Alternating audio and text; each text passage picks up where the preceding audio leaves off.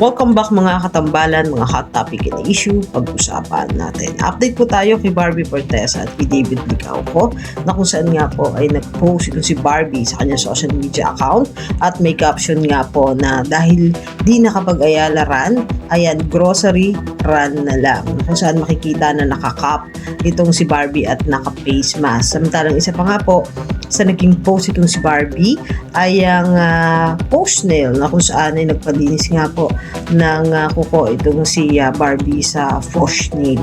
At isa pa nga po sa naging post ni Barbie ay yung naging kulitan nila ni Miss Charo Santos at makikita nga yung pagiging makulit at makuwela nung dalawa na pinost naman ni Barbie sa kanyang social media account. At magkasama nga itong si Barbie at si Miss Charo Santos nang dumalo nga po ito doon sa nakaraang birthday celebration ni Miss Boots Ansunroa at magkasama din itong si Barbie sa nalalapit nga po na pagpapalabas ng Until She Remembers sa February 25. Talang si David Licauco naman po ay nagpost naman ng ilang mga photo at ito naman po ay kuha doon sa Panasonic na kung saan nga po ay bagong ambassador itong si David ng Panasonic at nag-post din itong si David ng mga exercise na ginagawa itong si David na rutina ng isang pambansang Ginoo. Samantalang nalalapit na nga po ang pagpapalabas ng Never Say Die sa February 2 at si David nga po ay mag-guest naman sa unang hirit kasama naman